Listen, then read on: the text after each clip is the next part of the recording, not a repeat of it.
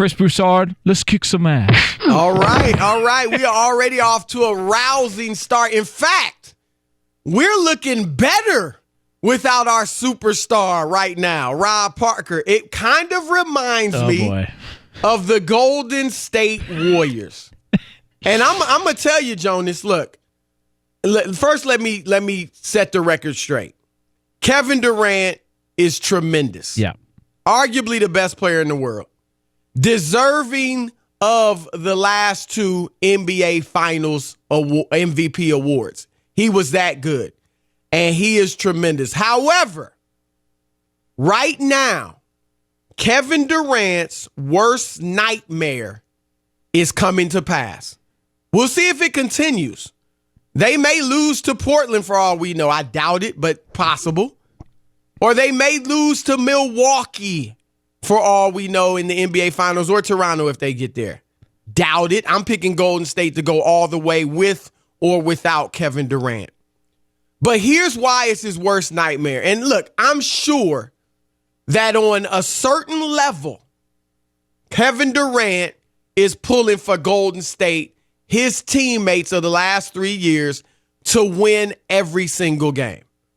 I really believe that. Yeah. But he's a human being. And as much as I love you, Jonas, you filled in for me before. And if I was off for 3 weeks, for whatever reason, I was sick for 3 weeks, and you filled in with Rob, and the show just took off, right? And callers were calling in, Jonas, it's better with you. We don't need Chris. You know, you and Rob, it should be you guys. That would hurt. Yeah. I want you to do well, but I don't want you to do better without me. I want to be missed. I want to be needed. And that's because I'm a human being. And so is Kevin Durant. And so when you see the Golden State Warriors go out there, and what is it now? They won the last 3 playoff games without Kevin Durant. They're more fun to watch. Steph Curry and Draymond Green are playing their best basketball of the year. And they are overall 32-4 without Kevin Durant in his 3 years there. That's a 73-win pace over an 82-game season. Sound familiar? Now people are wondering, do they even need KD? And here's my main point, Jonas, before you weigh in. This is why it's KD's worst nightmare. Because even though, and I'm going to say this, like, there is no basketball person, let alone player, on the planet that doesn't respect Kevin Durant's game. Every player in the league knows he's a bad boy, that he is arguably the best player on the planet, arguably a top 10 player of all time, arguably one of the top 3 or 4 offensive players, scorers we've ever seen. However, in talking to some players, heck, Enes Kanter, who happens to be playing for Portland, he came on the Odd Couple a couple of weeks ago and said players around the league really do put an asterisk by Kevin Durant's 2 championships. I talked to another player today who said the exact same thing. He said, players around the league, I'm telling you, they respect his game. They know he's tough. They know he's awesome. But they looking at those championships a little bit funny because they know I could have went there and got those rings with that team. And Jonas, as we heard Clyde Frazier say the same thing, there's an asterisk by him. And if people were already belittling to a degree the 2 championships that Kevin Durant has won with Golden State, what in the world do you think they're going to think of those 2 championships if, and it may be a big if the Golden State Warriors win it all without him? Yeah. And to your point, it is his worst nightmare, and here's why. Because they won one previously without him. If there was just the 73-9 season and they lost, and then they added him and won two more, no big deal. But because we saw this in 2015, 2016, and look, if you really tried hard enough, maybe you could diminish that title for the Warriors because there were some injuries the Cavs were dealing with. Cleveland had a 2-1 series lead at one point in that series. To Kevin Durant, because he is so sensitive and because he knows the narrative and he's watching and he's listening and he hears everything, oh yeah, you bet your ass this is his worst nightmare. Of course. I mean, this is a guy who's had to deal with this the past couple of years. Yep. He chased rings because he was tired of hearing a narrative. He got to Golden State and all he's heard is a narrative. And now he gets injured and they're about to win possibly another championship with him missing the final back end of the entire playoff run. And what's he going to hear? The narrative. So he can't escape this. And while you say, look, it's human nature, not only is it human nature, it's Kevin Durant nature. He's already given you example after example of this bothers me. I know what's being said, and I'm tired of it. And I just go back to something that he said, and it's similar to something that Aaron Rodgers said after he won a Super Bowl. I think these guys build up championships in their mind so much, and then sometimes you get it, and it's not really all that great. Like, you think something out there, the brass ring, whatever you want to call it, is the end-all, be-all of the discussion, and then you get it and you go, is this it? And there's been two times that that's happened recently in sports. One of them was Aaron Rodgers acknowledging on a plane after they won the Super Bowl, Lombardi Trophy sitting right next to him and thinking to himself, is this all it is? That's it? He just sort of now having to recalibrate and think about what his mission really is. And Kevin Durant has said as much the same thing a couple of different times. He finally got that championship, and he just didn't feel the validation that he thought he would. So now he's going to be defending himself. He's going to be hearing the naysayers. He's going to be hearing the conversation.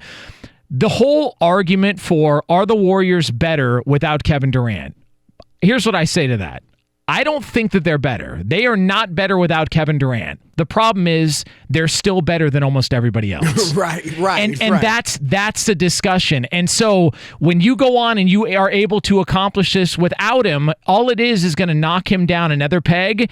And look, we can have the debate, we can have the conversation all we want. It doesn't even come close to the internal debate that he's had within himself the past several years. And this is a guy who's already got 2 rings. No question. And you hit it on the head. Like, whether they're better without him or not, and I agree with you. I mean, what he does is give them the safety valve. Oh, yeah. Draymond Green alluded to it in his comments today. Look, they don't have to be perfect in their execution when Kevin Durant's there. Mm-hmm. Because you can just give it to the 7-footer and he can go get a bucket whenever he wants. So that's great. Without him, though, their execution does have to be close to perfect. And they're able to do it, and they roll. But to your point, if they're not better without him, so what? If they're still better than everybody else in the league, that's the point. Yes. That's why people are looking funny at him. Because nobody cares if they're better without you. They're just saying, dude, they don't need you. Yeah, it's like, let me ask you this. Do you think he's better than Larry Bird? Would you put him up higher than Larry Bird? Because I would. Right now, no, and here's why. Because the one thing we do know about Bird is that he could lead his own team. Okay, that's fair. Now, I do think he has the potential. Like, I'm gonna leave it open that he could one day pass Larry Bird, but right now I would give Bird the edge just because, like, Bird. We know he had Robert Parrish and Kevin McHale and Dennis Johnson. He had some great teammates. But when he went to Boston, that team had won 29 games the year before he got there. Check that for me, Rob G, but I'm pretty positive it was 29 games. Yeah, they were bad. And they had some old Hall of Fame like Tiny Archibald, but they were older by then. They weren't, what they used to be. And when he gets there, they win 60 or close to 60 games, 60-ish games. They don't win the championship, but it was an immediate turnaround. Rob G, you got that? 29, and then his rookie year, they were around 60, right? 61? Yeah. Yeah, so Larry Bird, I would put Bird ahead of Durant right now, but give Durant the chance to pass him. And this is the crux of the matter. If he goes somewhere and shows he can lead his own team to a championship. Here's why I say that. So when you're in the conversation, and it's a reasonable conversation with Larry Bird, it means you kind of done something so far in your career. He's only 30 years old. He's got 2 championships. He's got 2 MVPs. He outplayed LeBron in both of those. He's got millions upon millions and millions of dollars. He's got more coming this offseason. He might win a 3rd ring, and he's sitting at home having a drink while everybody else is celebrating because they don't need him. He's got everything he could possibly want, and yet somebody like Cuttino Mobley posts something like we're having a conversation about right now on Twitter, and Cuttino Mobley says a minute later Kevin Durant responds in his DMs.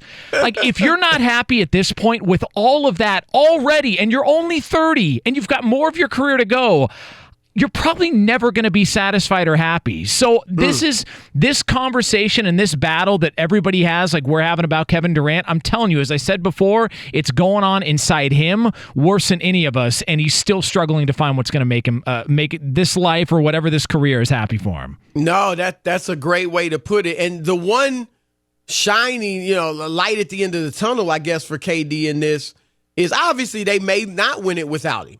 And that would certainly validate the last 2 years that he's done. But if they do win it, it does give, like, nobody will be able to criticize him for leaving. Yeah. Like, it'll be completely understandable if he goes to New York, and everybody will get it. Like, they win it without you, you need to leave. And so it's going to be very fascinating how this thing plays out. Is this Kevin Durant's worst nightmare that the Warriors are rolling hard without him, maybe rolling all the way to their 3rd straight title, 4th in 5 years? Let's hear what the callers say. 877-99 on Fox. All right, let's get to it. Evan is in Virginia. Evan, you're on The Odd Couple. What's going on, man? How you guys doing? Great, man. How are you? I'm doing fine. Listen, man, when Kevin first signed with the Warriors, the first thing he said was he wanted to go there because they played the game the right way. I don't know if people took that as a knock against Russell, but they're playing the right way is the reason why they're winning right now, and they're playing the right way without him. Now, he might have got caught up in that. He wanted to be in the GOAT conversation, and whenever Steph is not in the game, he goes into that ISO ball stuff, and they get away from that playing the right way. So then when he's off the court, they go back to playing the right way, and that's what makes them great. So it's really not a knock on his skill because his skill level is so good that he can do that. But they're so great as a team because the reason he said they play ball the right way, and that's why nobody can touch them when they get rolling like that. Yeah. And he takes away from that when he goes that ISO stuff because he wants to be noted as the best player in the game. No, that's a great point. I think that's a great synopsis of the situation there. And look, let me give Kevin Durant props in this regard. He has fit in for the most part. Like, I don't know a superstar that would go there and fit in as well or better than he has. Right. But there are times where he gets away from it, and that's when they're just not quite as good. Like, if you put LeBron there, LeBron would not fit in nearly as well as Kevin Durant has. Well, you tend to overcompensate, or you tend to sort of lock in more, I guess, is what I'm trying to say. And I do think there's an element to Golden State understanding they don't have that bailout plan. I mean, when just at your disposal, you can pull out of your back pocket. It's like somebody walks around with like $100 bill all the time and they're looking for change. Like, oh, I happen to have 100 here. Look at that. Their $100 bill is Kevin Durant. And when they can pull that out at any time, you tend to get a little bit maybe lackadaisical, or maybe you just sort of kind of, take a breather and say, well, listen, we've got all this here. We're good.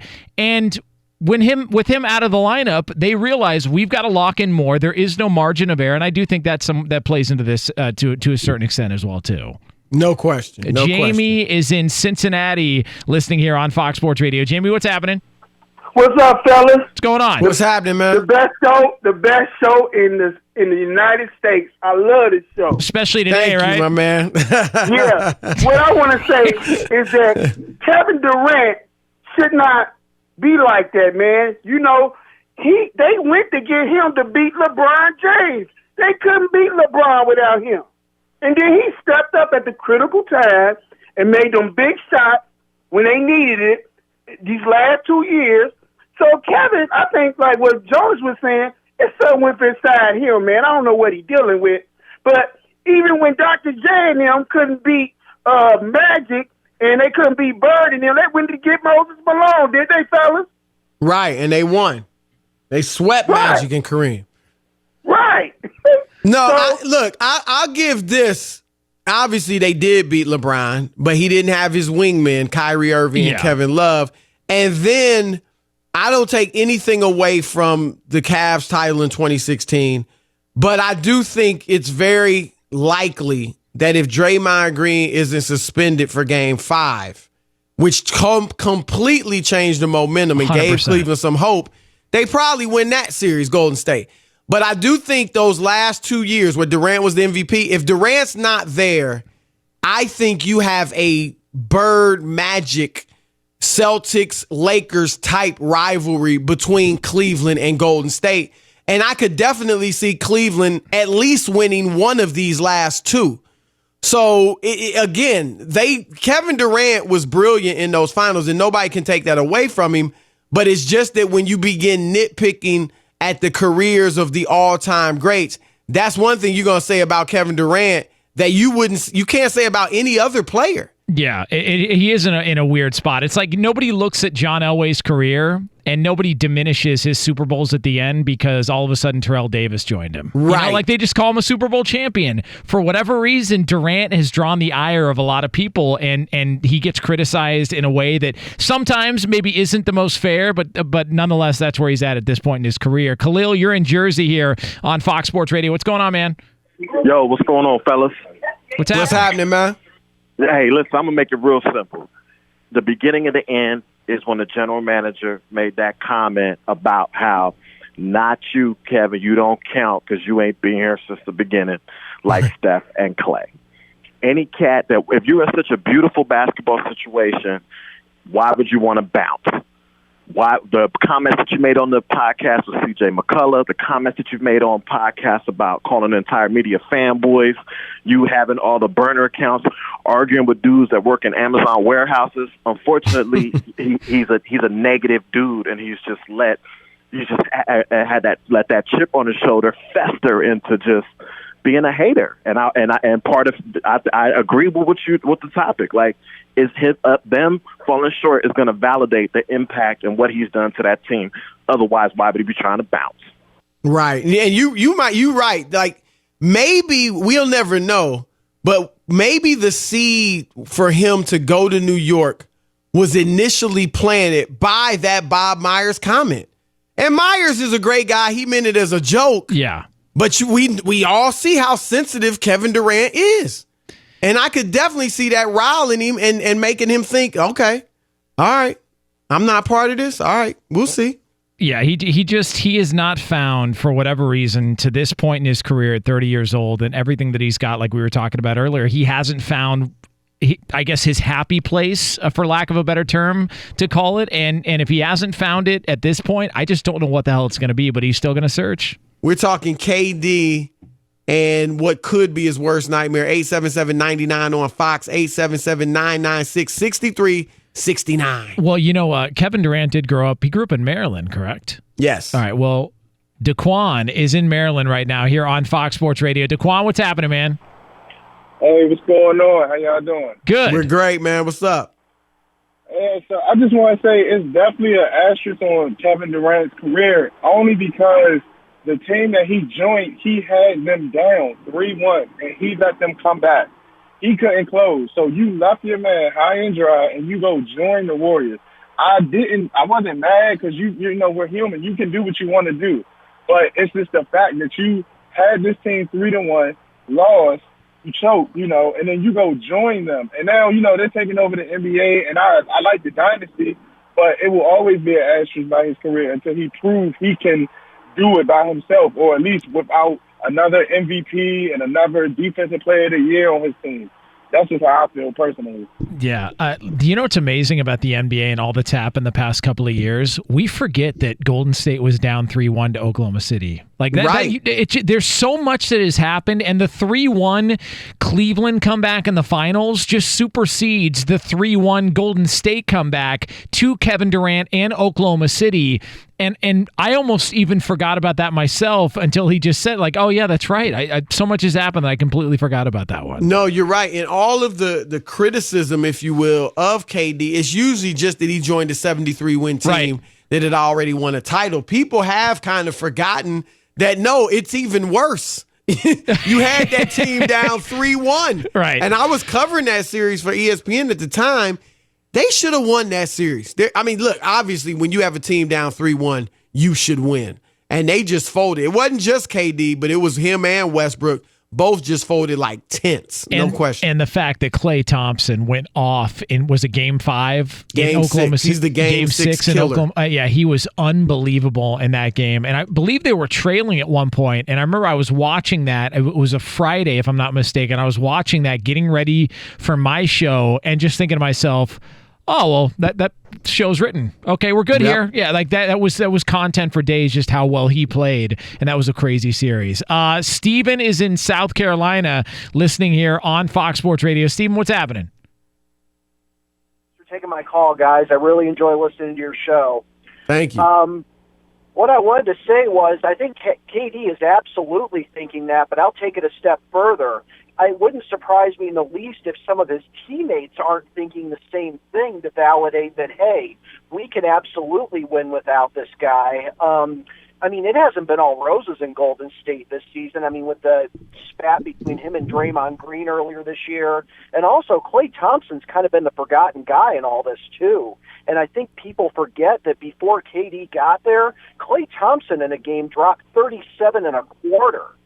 I mean, and he's kind of, I don't want to say he's disappeared since KD's got there, but it might help validate it. Well, yeah, look, we've been talking about KD being human. Well, yeah, the other Warriors are human too.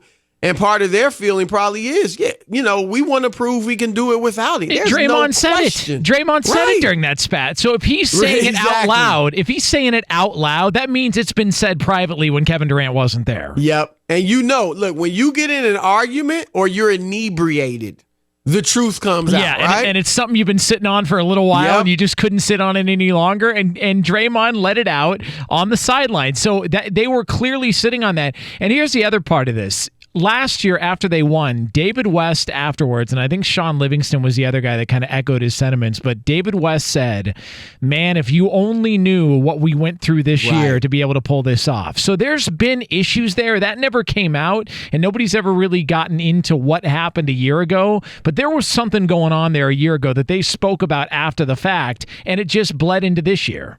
Well, here's the other thing, Jonas. Look, for all the scuttlebutt that we've heard about Kevin Durant going to New York, it's a done deal.